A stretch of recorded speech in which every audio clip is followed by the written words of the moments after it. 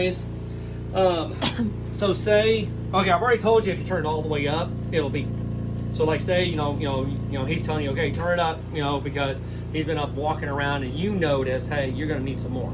So you turn it all the way up, it's gonna start beeping after it's been up for, a minute or two. It's gonna start beeping. Oh. I want to see what you are just because you're only on 2.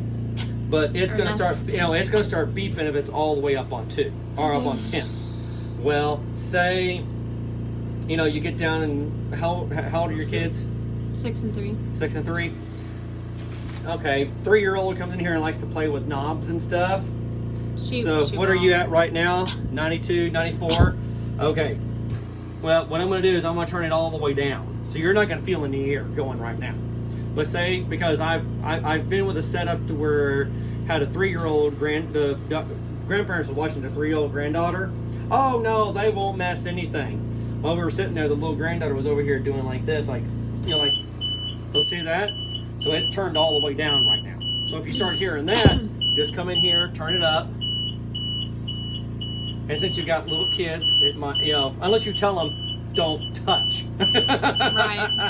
And it takes a little bit for it to quit going off. Let me know how that works for you. But Yeah. So after a while it will go off. That alarm will go off. So, but all that means is, somebody's messed with the machine and turned it all the way down. It's either too high or too low. Or yeah, it's either too high or too low. Now the power goes off. I'm just gonna do this.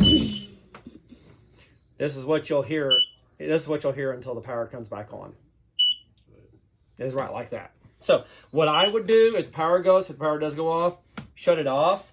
Because when the power comes back on, if it's turned off, then you can turn it back on and don't have to worry about a surge or anything like that.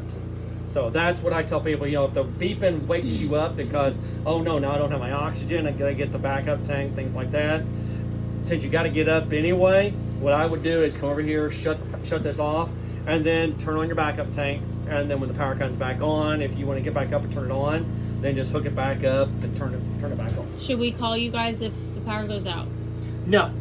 The only reason you would want to call us is that backup tank right there on 2. So because majority of the time, if the power goes out, it's usually nighttime or something like that. You're not outside because it's a storm, so you're sitting, you're calm, things like that. So on 2 liters, that big tank right there is about 15 hours of oxygen in that big tank. Okay. So if the power were to go out and then, say all of a sudden you look outside, you hear wind and stuff, all of a sudden you look outside and you see trees down everywhere on the power line and stuff like that, call the power company. That's the best thing. So if you're going to be staying here for a while, call the power company. 10 liters is going to get us 4 to 6. So just tell, well, that's a 2 liter. So if you're just sitting, not doing much, you're letting them run around everywhere. But if the power does go out and it's out for an extended amount of time, call the power company. Just don't say, hey, he's here, he's got oxygen, this is where we are, do you have a time frame of when the power is going to be back on? Then that will kind of determine, okay, we're working out that way, but it's going to be 5-6 more hours before we're out that way. Give us a call then, and then we'll bring a couple more tanks out if we can get out of here. So